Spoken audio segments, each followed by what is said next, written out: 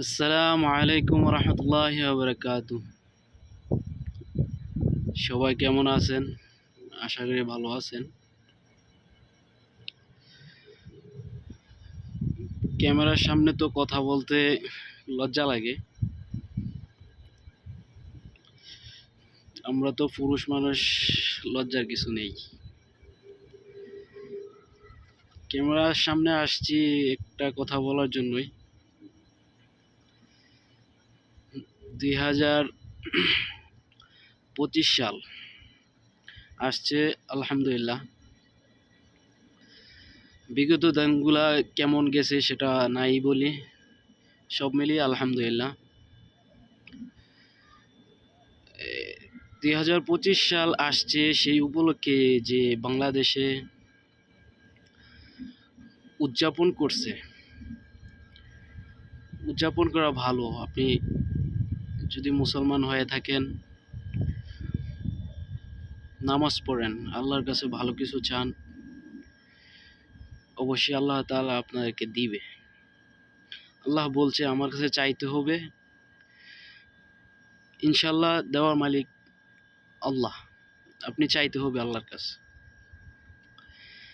আমি দেখলাম একটা ভিডিও দেখলাম ফেসবুকে,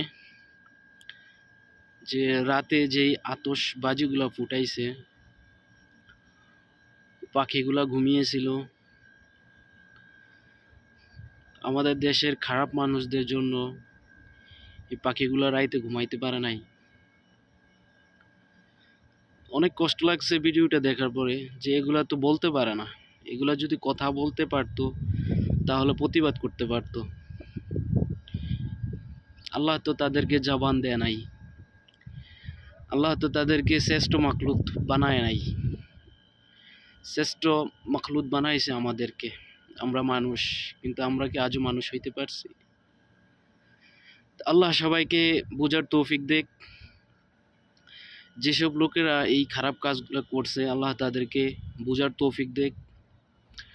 ভবিষ্যতে যাতে আল্লাহ তারা এমন না করে, আল্লাহ তাদেরকে বুঝ দান করুক।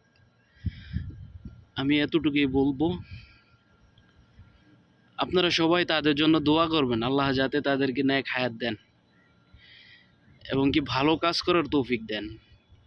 এরকম নির্লজ্জ খারাপ কাজ থেকে তাদেরকে বিরত রাখেন। আমরাও চেষ্টা করব ভালো হওয়ার জন্য।